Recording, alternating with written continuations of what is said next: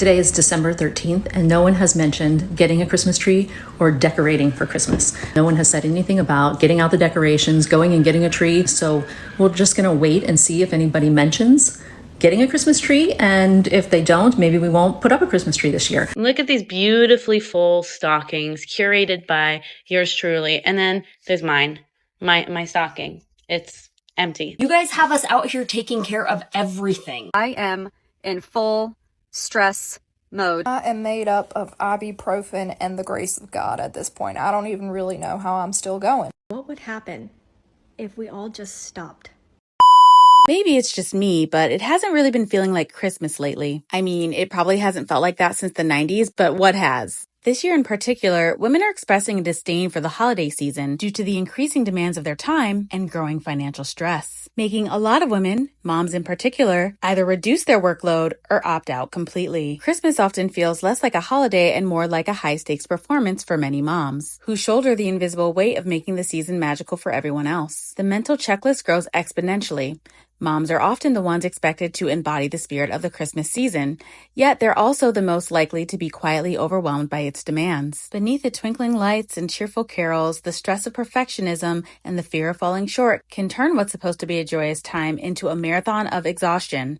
In this video, we're going to listen to the stories of some women who've said enough and some who've snapped altogether. I have 3 children, but on Christmas morning, it's like I have 4 children because not only are my children super surprised by what Santa brought, but so is my husband because he has no clue and no involvement in what I have purchased for the children. I want that type of Christmas magic too. First, there's Thanksgiving, where we cook everything but the turkey, and then you complain about having to carve the turkey that we had you cook because we had everything else to do. And then, after Thanksgiving, after we clean everything up while you took a nap and played some football in the front yard with the kids, we had to do the holiday shopping. I don't need anybody to tell me what my family wants for the holidays because I listen and I observe their needs. You know what you get moms for Christmas? All of you have the brilliant idea to get us slippers and a robe for Christmas. So original. It's like some sick joke, as if you're ever gonna let us have the opportunity to even use those things. Moms never get to just rest. There's always a ton of things that we have to plan before we can rest. And even then, there is no rest because we have to be on high alert in case someone needs us and can't bother to take care of themselves. And then to add insult to injury, you don't even acknowledge any of it and you act like we're the ones being a Let your mother, your partner, or your wife sit on the couch this holiday season and you take the helm and see how you like it. See how happy and cheerful you are at the end of the day. A lot of moms are also turning to Reddit to express their dismay. This mom says, I have canceled Christmas. As the title says, I've officially canceled Christmas this year. If my family wants to do something, that's on them. They will have to put in the work because I will not lift a finger. I will ignore Christmas just as they ignore me as a human being. I have 2 teenagers who still live at home. I take charge of everything they need help with, guide them, help, etc. A husband that works outside. I do everything for him too. 1 disabled adult child that comes home regularly and that I take care of 100% when she is with us and do all the administrative/communication things with the place she lives at. And going to events and celebrations at the institution. Mind you, it's an hour away and I do not drive, so I go by train. I have 3 cats that everyone wanted and loved, but I clean their crap every day, give them food, monitor their health, and do all the things. Everyone else just cuddles and plays with them for fun. Last year at Christmas, there were several thought-out gifts for everyone under the tree that I put up and decorated by myself. No gift for me, not kidding, not even chocolates or anything. Then a month ago, it was my birthday. Again, nothing, not even a card from anyone. Ah yes, I got a cake that my husband ordered. Wow. I wasn't yet sure until my birthday what I would do for Christmas. I wanted to see how they handled that. For info, kids are 18 and 15 and get pocket money from us, so they could easily have bought a little something. Nope.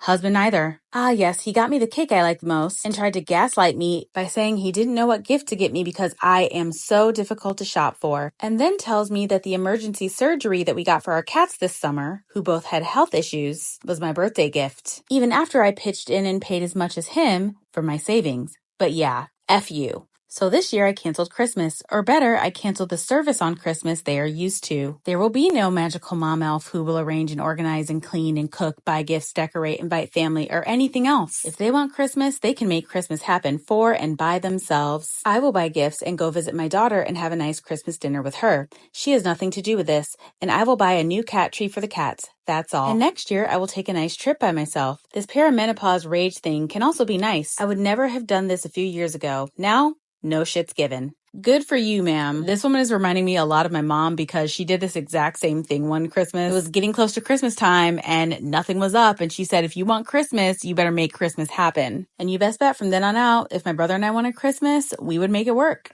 But just another note, the reason why we didn't help was because our father also didn't help, because that's what was normalized in the household. And I also stopped getting my dad and my brother gifts because they never bothered to get us gifts. So women need to remember to pour into the people who pour into you, period.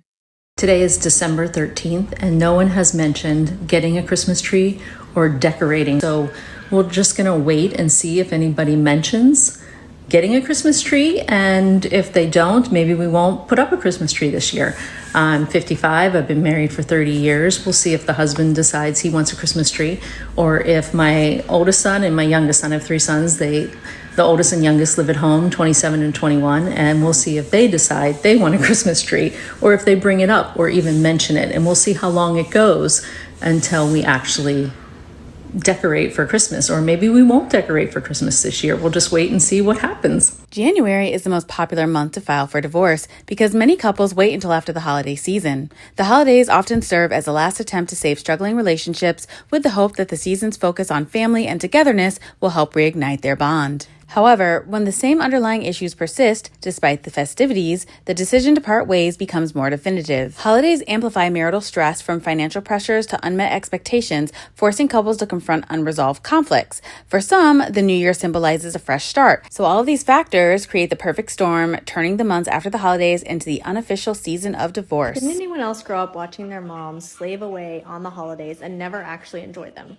I'm sure we've all seen the videos come holidays where it's joking about moms running around and acting like crazy people, demanding lots of things from family members because they're prepping for the holidays. I watched my mom do that as a kid, and I watched her never really get to sit down and enjoy any time with the family on any holiday. I watched all the women in my life do that, and I absolutely refuse to do it to this day as an adult. Moms and women deserve the right to rest and enjoy time with their family on holidays just as much as men and children do.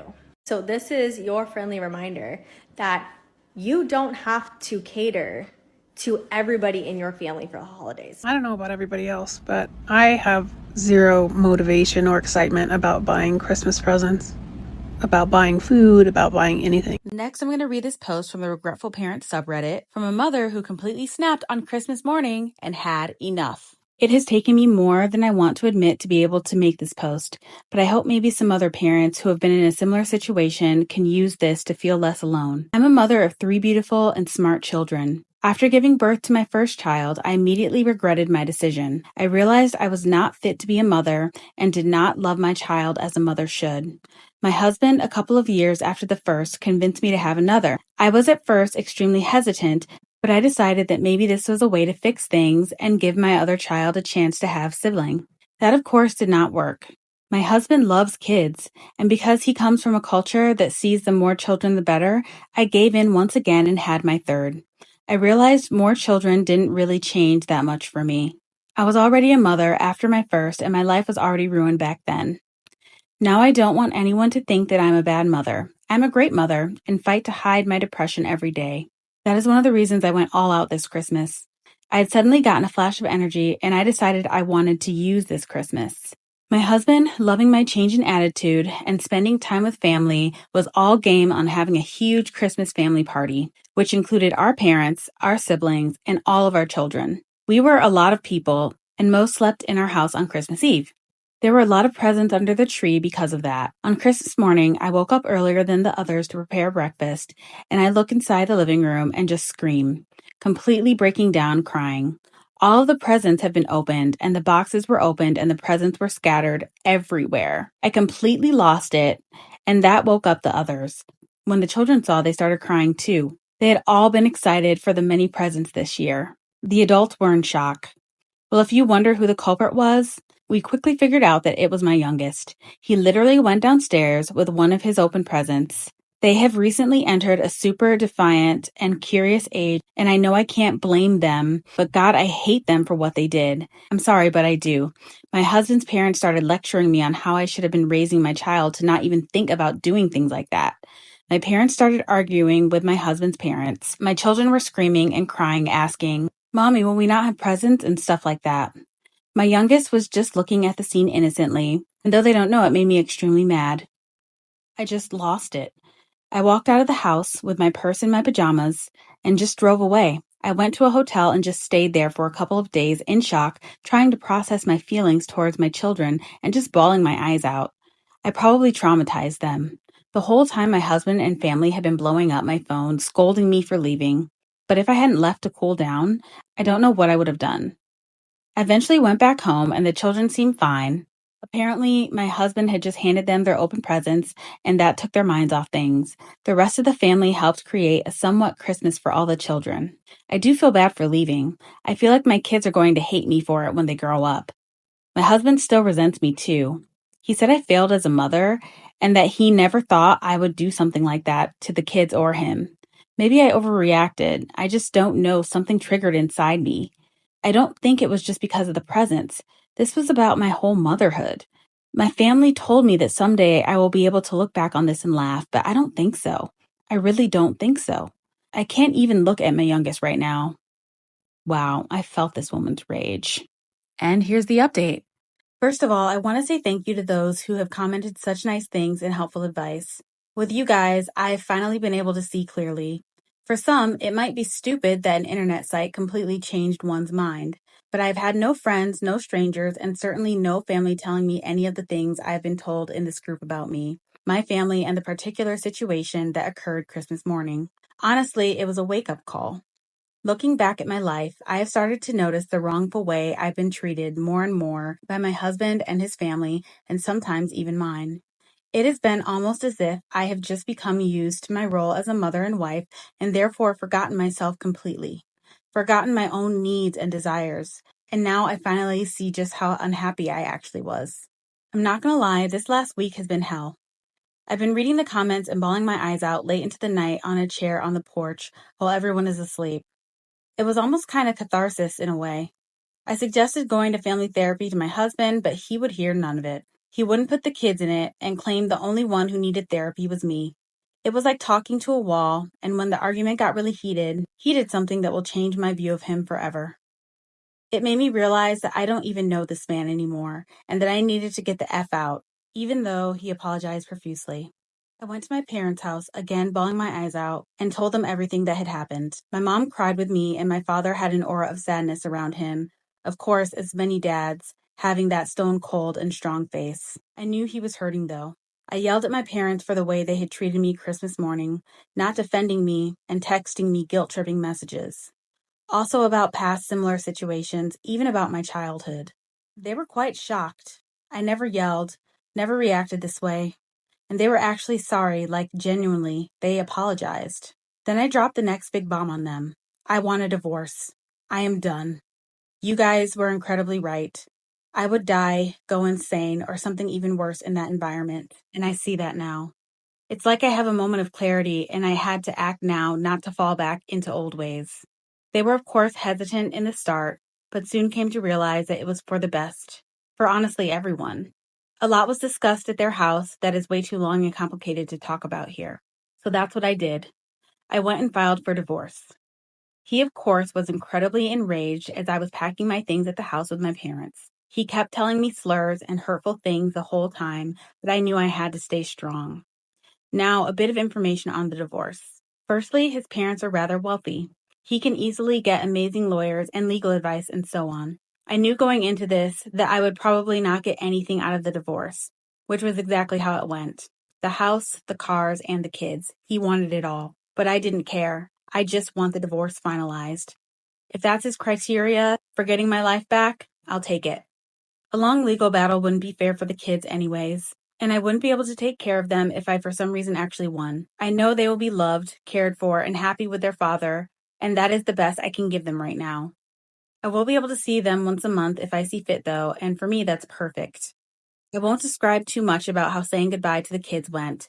Of course, it was absolutely heartbreaking in many ways, but it is too late to look back now. We have explained to them together about what's going to happen and how it's going to be and so on. The divorce is still being finalized, so technically I am not completely free, but in spirit, I feel so freaking free. It is as if a weight on my shoulder has been lifted. Of course, I carry the guilt and sadness of my kids deep inside, but I keep telling myself that I did what was best for them and me. I send them my thoughts every day, and I plan on writing them a long letter each about my side of the story. I want them to understand that none of it is their fault. I currently live with my parents, and I feel a sense of sadness from them too. They will, of course, miss the big family and the kids, but I think they know they had to put me first this time. Of course, they do not agree with everything, but I never expected them to. Talking about my husband's family, on the other hand, my God, the guilt tripping. We know this isn't you. The messages were endless. I simply had to block them in the end.